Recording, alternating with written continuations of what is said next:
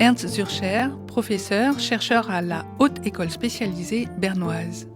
Tout d'abord, la photosynthèse, ça part du carbone, du dioxyde de carbone, le CO2, capté par les feuilles dans l'atmosphère.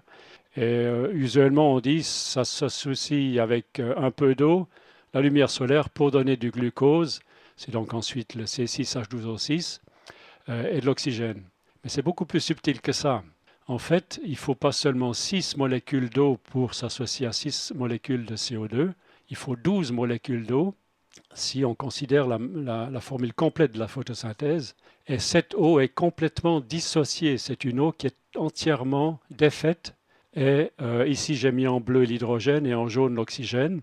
Et le nouvel oxygène qui sort de la photosynthèse, ce n'est pas simplement de l'oxygène qui reste du CO2, c'est de l'oxygène qui vient de l'eau. C'est de l'oxygène qui n'a encore jamais été dans l'air, jamais été respiré. C'est de l'oxygène vierge. L'hydrogène de l'eau part dans le glucose en bleu et dans une nouvelle eau tout au bout de la formule, H2O. Et cette nouvelle eau, elle, a de l'oxygène aussi, H2O, mais son oxygène vient du CO2. C'est de l'eau vierge qui n'a jamais coulé, qui n'a jamais participé au cycle. Et c'est quelque chose d'absolument phénoménal. L'arbre prend du CO2 et l'incorpore dans la masse organique, mais il prend de l'eau et il en fait de l'oxygène, il en fait du sucre et il en fait de la nouvelle eau qui n'a jamais été bue, pourrait-on dire.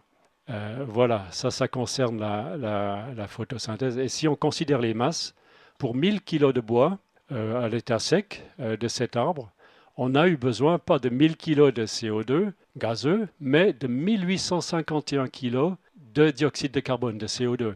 Donc chaque kilo de bois, c'est presque 2 kg de CO2 capté dans l'atmosphère et incorporé dans la Terre.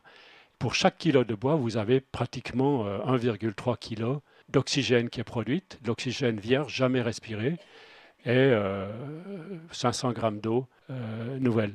Et c'est ça la problématique et les perspectives, c'est qu'on fasse travailler les arbres pour pas seulement diminuer, mitiger le problème du réchauffement climatique, c'est une solution à ce problème.